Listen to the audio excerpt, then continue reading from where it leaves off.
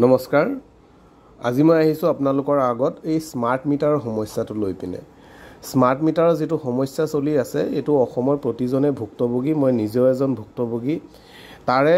অকনমান মই ক্যালকুলেশনৰ থ্ৰু দি দেখাব বিচাৰিছো আপোনালোকৰ স্মাৰ্ট মিটাৰটোত জুখতকে বেছি বিল উঠি আছে ইউনিট বিলাক জুখতকে বেছি উঠি আছে নে নাই উঠা এটা সিম্পল ক্যালকুলেশন আছে থিওৰিটিক্যাল ক্যালকুলেশন সিম্পল ক্যালকুলেশন তো আপোনালোকে যদি নিজেও এবাৰ ভালদৰে চাই লয় নিজেও ঘৰত হিসাব কৰি উলিয়াব পাৰে যে আপোনাৰ কিমান ইউনিট উঠিব লাগে মই এক্স্যাক্টলি তো নকওঁ যে এটোৱে উঠিব কিন্তু তাৰ ওচৰে পাজৰে হ'বগে আপুনি ভালকে ক্যালকুলেশন কৰিলে এক্স্যাক্টলি উলাই দিব পাৰিব কিন্তু কিছুমান কনজাম্পশন আমাৰ ক্যালকুলেশনৰ ভিতৰত নাহিব হেতু কাৰণে মই হেতু এক্সাক্ট ভ্যালু বুলি নকওঁ কিন্তু তাৰ ওচৰে পাজৰে আহিব তে সেই ক্যালকুলেশনটো আপুনি কেনেকৈ কৰিব আৰু তাৰ লগত কম্পেয়াৰ কৰি আপুনি চাব পাৰে আপোনাৰ স্মাৰ্ট মিটাৰত তাৰ ওচৰে পাজৰে বিলটো ইউনিট উঠিছে নে নাই হা গতিকে চাওক আমি পলম নকৰাকৈ আমি ক্যালকুলেশনটো চাওঁ চাওক আমাৰ যেটো বিল আহে এটো ইউনিট হিচাপত আহে আমাৰ এটা ইউনিটত ধৰি লওক প্ৰথমে মই ৰেঞ্জটো দি লৈছো ধৰক আমাৰ যদি বিল বিলাক জেনাৰেলি 0 to 120 ইউনিটৰ ভিতৰত আহে তেতিয়া হলে 5.05 পাৰ ইউনিট কে ধৰে ঠিক আছে পাৰ ইউনিট তাৰ পিছত যদি আপোনাৰ 121 ৰ পৰা সামথিং লাইক 240 যদি হয় তেতিয়া হলে তাত বহুত বেছি হৈ যায় 7.10 পাৰ ইউনিট গতিকে আপুনি পৰাপক্ষত 120 ৰ ভিতৰতে ৰাখিবলৈ চেষ্টা কৰিব আৰু ইয়াৰ ইমানৰ ভিতৰতে থাকে প্ৰায়বিলাক গাঁৱলীয়া মানুহ বা গাঁৱৰ মানুহবিলাকৰ so actually 1 unit to know কি 1 ইউনিট টু হল 1 কিলোৱাট আৱাৰ ঠিক আছে 1 কিলোৱাট আৱাৰ সো এই বস্তুটো আপোনালোকৰ স্মাৰ্ট মিটাৰত দেখুৱাই থাকে চাব দেই H1 বুলি এটা লিখা থাকে H1 ত কিবা এটা ইয়াত দেখাই থাকে সো H1 টো হ'ব এটো প্ৰিভিয়াস ইয়াৰত আপোনাৰ কিমান কিলোৱাট আৱাৰ আছিল হেতু দিব আৰু কাৰেন্ট ভ্যালু এটাও দিয়ে এটো প্ৰবাবলি H2 নহলে কিবা H বুলি আহে তাতো এটা ভ্যালু থাকে সো আকৌ টোটাল ভ্যালু কিমানৰ কাৰণে আহে হেতু মেনশন কৰি থকা থাকে কিমানটা ইউনিটৰ কাৰণে আপোনাৰ বিল আহি আছে হেতু মেনশন কৰি থকা থাকে তো হেবিলাক কথা হল স্মাৰ্ট মিটাৰৰ কথা এতিয়া কথাটো হল যে স্মাৰ্ট মিটাৰৰ বাহিৰে আপুনি ক্যালকুলেশন কৰি কেনেদৰে উলিয়াব এতিয়া চাওক 1 ইউনিট মানে 1 কিলোৱাট আৱাৰ মানে আপুনি 1 ইউনিট বিল উঠিবৰ কাৰণে 1 কিলোৱাট আপোনাৰ খৰচ কৰিব লাগিব ঘন্টাত তো চাওচোন বাৰু এটো কেনেদৰে ক্যালকুলেশন কৰিব পাৰি ধৰি লওক এতিয়া আমাৰ মই মোৰ নিজৰ ঘৰৰ কথাই কৈছো মোৰ ঘৰত বাল্ব 7টা বাল্ব জ্বলে ঠিক আছে 7টা বাল্ব জ্বলে 7টা বাল্বৰ ভিতৰত মোৰ কেইটামান বাল্ব আছে 9 ওয়াটৰ আৰু কেইটামান বাল্ব আছে 6 ওয়াটৰ বাল্ব মই ধৰি লৈছো মোৰ গুটেই কেইটা 9 ওয়াটৰ বাল্বেই মই ধৰি লৈছো ঠিক আছে 6 ওয়াটটো মই বাদেই দিলো 9 ওয়াটে ধৰিছো তাৰে ধৰক এটা বাল্ব মোৰ গুটেই ৰাতি জ্বলে এটো ঘৰৰ বাহিৰত জ্বলে এটা বাল্বেই জ্বলে হেতু মই ধৰি লৈছো হেতু বাল্ব মোৰ 12 ঘন্টা জ্বলে সন্ধিয়া 6টাৰ পৰা ৰাতিপুৱা 6টা লৈকে জ্বলে ঠিক আছে আৰু এটা বাল্ব আছে আৰু ধৰক বাকি 6টা বাল্ব 7টা বাল্বৰ ভিতৰত এটা বাল্ব ইয়াত গুচি গল মোৰ আৰু ধৰক 6টা বাল্ব মোৰ 6টা বাল্ব জ্বলি আছে এৰাউন্ড ৰাতি 10টা 11টা লৈকে জ্বলে সো 5 ঘন্টা মান জ্বলে 6টাৰ পৰা 10টা বা 11টা বা 6 ঘন্টাই ধৰিলো 6 ঘন্টাই ধৰিলো কাৰণ মোৰ ঘৰত মানে কি হয় মা অকলে থাকে তে মা ইমান ৰাতিলৈকে জাগি নাথাকে 10টা মান বজাতে গুটেই বাল্ব বিলাক বন্ধ কৰি টিভি অফ কৰি শুই যায় সো খুব বেছি 6 ঘন্টা ম্যাক্সিমাম 6 ঘন্টা বা 5 ঘন্টা জ্বলিব পাৰে ঠিক আছে সো যদি ইমানটো হয় তো 5 ঘন্টাতকে বেছি নহয় 5 ঘন্টাই ধৰিলোচোন এতিয়া চাওক 7টা বাল্ব এটা বাল্ব 9 ওয়াটৰ 12 ঘন্টাকৈ জ্বলি আছে মানে 12 into 9 ওয়াটৰ হয় 12 into 9 কিমান হৈ আছে আপোনাৰ 108 9×90 18 108 ওয়াট হৈ আছে ঠিক আছে এটো ডেইলি হিসাব তাৰ পিছত ইফালে 6টা বাল্ব মোৰ 5 ঘন্টাকৈ জ্বলি আছে গতিয়া যেহেতু ইয়াত 6টা আছে 6 টো মাল্টিপ্লাই হ'ব 6 into 5 into 9 হ'ব সো এটো টোটাল হিসাব কৰিলে কিমান হৈ আছে 5 গুণ 30 30 আৰু 3 27 আৰু ইফালে আহি যাব 0 270 ওয়াট ঠিক আছে গতিকে মোৰ বাল্বৰ পৰা টোটাল আহিলে কিমান মোৰ দিনটোৰ এটো মই দিনটোৰ হিসাব দি আছো পিছত মই মাহেকত এটো 30 ৰে মাল্টিপ্লাই কৰিলে হৈ যাব সো এটো হৈ গল মোৰ 873 370 ওয়াট মোৰ বাল্বত গৈ আছে ঠিক আছে তেনে ধৰে ধৰক মোৰ যেহেতু মা ঘৰত অকলে থাকে ফেন চলিলে এখন ফেনে চলিব এখন সিলিং ফেন চলে আৰু সিলিং ফেনৰ বেসিক্যালি আপোনাৰ যিবিলাক হেৰি থাকে মানে ওয়াট থাকে পাৱাৰ কনজাম্পশন থাকে এটো 50 ৰ পৰা 100 তেনেকা এভাৰেজ থাকে সো মই এভাৰেজ এটা 75 ওয়াটৰ ধৰি ললো আমাৰ ইমান হাইফাই হেৰিও নহয় ফেন বিলাক সো 75 ওয়াটৰ মই ধৰি ললো 75 ওয়াটৰ এটো আজিকালি গৰম চলি আছে 15 ঘন্টা কৈ চলে সো 15 ঘন্টা কৈ চলিলে মোৰ 1 into 75 into 15 সো এটো ক্যালকুলেশন কৰিলে মই ক্যালকুলেশনটো ক্যালকুলেটৰতে কৰি লৈছো সময়ৰ সেভিংৰ কাৰণে তো 75 into 15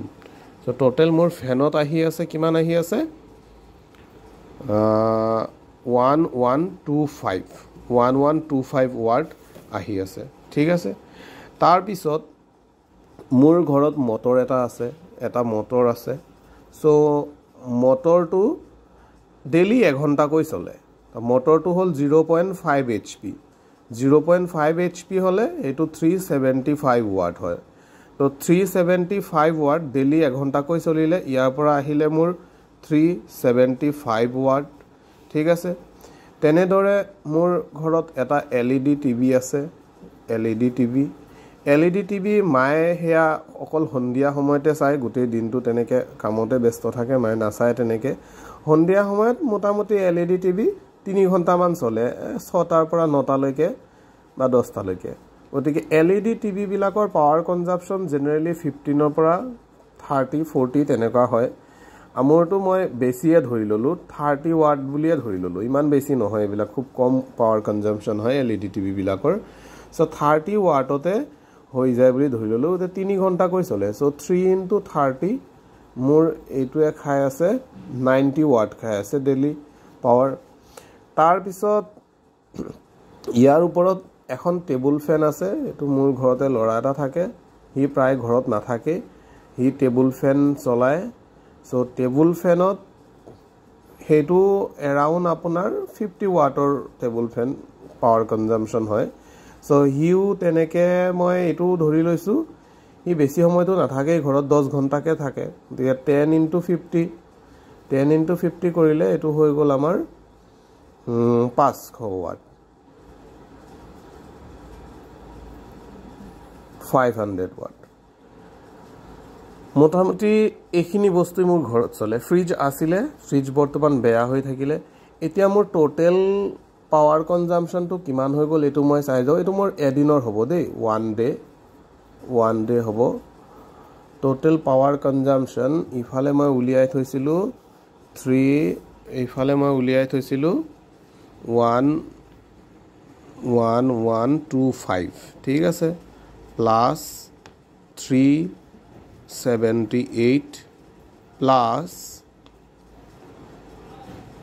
375 plus 90 plus 500 the total more hoi gol 2468 watt hour মোৰ গুটে পাৱাৰ কনজাম্পশন তো ডেইলি ইমান হৈ আছে এতিয়া এটো যদি মই 1000 দি ডিভাইড কৰো this is divided by 1000 তেতিয়া কৰিলে কিমান হ'ব 2468 divided by 1000 কৰিলে এটো এক্সপ্ৰেছ হৈ যাব কিহত কিলোৱাট আৱাৰত কৰিলে এটো হৈ যাব মোৰ 2.468 কিলোৱাট আৱাৰ বা এটো ইউনিট বুলিও ক'ব পাৰো মই ইমানটো ইউনিট মোৰ ডেইলি উঠি আছে এতিয়া ইমানটো ইউনিট মই যদি এটো ডিভাইডেড বাই 1000 কৰোঁ ইমানটো হৈ আছে তে এইটো মোৰটো এদিনৰ হৈ গ'ল 30 ডেজৰ কৰিলে কিমান হ'ব ইনটু 30 কৰিলে মোৰ হিচাপটো আহি আছে কিমান 74.04 মানে মোৰ মাহেলী ইউনিট উঠিব লাগে 74.04 তে 74.04 ৰ জেগাত মই ধৰি ললো ইফালে আৰু ধৰি মই 80 ইউনিটে ধৰি ললো 80 ইউনিটে ধৰি ললো তে 80 ইউনিট ধৰিলে মোৰ 80 ইনটু মই এইটো 80 ইউনিটে ধৰি লৈছো 80 ইনটু যেহেতু এইটো হিচাপটো মই ইয়াত লিখিয়া থৈছিলো এইটো কিমান আছিল 0 পৰা 120 হলে 5.05 পাৰ ইউনিট কে হয় গতিকে ইনটু 5.05 কিমান হয় 404 টকা তে মোৰ এভাৰেজ বিল আগতে তেনেকৈ আহে মানে গৰম কালিটো ইমানে আহে তো এইবাৰ মোৰ বিল আহি গল কিমান 1346 रुपीस আকৌ যোৱা মাহৰ বিলটো দিয়াই নাছিলে ইহতে কাগজ দিয়াই নাছিলে তে 1346 টো ইম্পসিবল হ'ব ঠিক আছে মোৰ হ'ব লাগে 404 টকা তাতে আৰু অলপ ফিক্স চাৰ্জ ধৰক 404 লগত কিবা এটা ফিক্স চাৰ্জ লগাই হিয়তে 60 তো 464 বা মই এইটোৱে ধৰি ললো 500 টকা আহিলে বা 600 টকা আহিলে মই হেতু মানি লব পাৰো যে 500 টকা 600 টকা মানি লব পাৰি কিন্তু এটো কেনেকে পসিবল হ'ব যে 346 रुपीसৰ বিল আহাটো মোৰ কাৰণে কেনেকে পসিবল হ'ব আৰু এভাৰেজ কে ইমানকে আহি আছে মোৰ বিলটো গতিকে এতিয়া ঘপককে ইমান আহি যাব মানে 200 ইউনিট মান উঠিব লাগিব ইমানটো আহিবৰ কাৰণে 200 ইউনিটটো উঠাটো মোৰ ইম্পসিবল 74 ৰ পৰা মই 80 মানি লব পাৰো কিন্তু 200 ইউনিট কেনেকে উঠিব গতিকে এইটো ক্যালকুলেশন হয় এই ক্যালকুলেশনটো আপোনালোকে নিজৰ ঘৰতো কৰি চাব পাৰে বিল বিলাক যেহেতু বহুত বেছিকে আহি আছে নিজৰ ঘৰত ক্যালকুলেশনটো কৰি নিজে চাব পাৰে কিমান উঠিব লাগে কিমান উঠি আছে আৰু হেতু হিচাপে আপুনি আপত্তিও দৰখাব পাৰে কিন্তু দেখি আছো আপত্তি দৰখালে একো লাভ নহয় আমাৰ চৰকাৰে ইস্যু বিলাক ডাইভাৰ্ট কৰি দিয়ে স্মাৰ্ট মিটাৰৰ ইস্যুটো উঠিব লৈছিলে এতিয়া মিয়া অসমীয়া অনা অসমীয়া কৰি মেলি সেই ইস্যুটোৱে ডাইভাৰ্ট কৰি দিলে ইফালে এটা ৰেপ কেছ এটো গুলিয়াই মাৰি এনকাউন্টাৰ কৰি হেবিলাকত গুটি ইস্যু ডাইভাৰ্ট কৰি দিলে মিয়া কৰি তা স্মাৰ্ট মিটাৰৰ কেছটো দবি গল কিন্তু এটো এটা ডাঙৰ সমস্যা অসমৰ প্ৰতিজনে ভুক্তভোগী ইয়াৰ কাৰণে মানে এটো মানে সবে ধৰিব লাগে ৰাইজে ঠিকে আপোনালোকে চাব যদি ভিডিওটো ভাল লাগে শেয়াৰ কৰিব বেলেগও হিকক বেলেগও নিজৰ ঘৰত হিচাপ কৰক এইখিনি আসলে ক'ব লগা থ্যাংক ইউ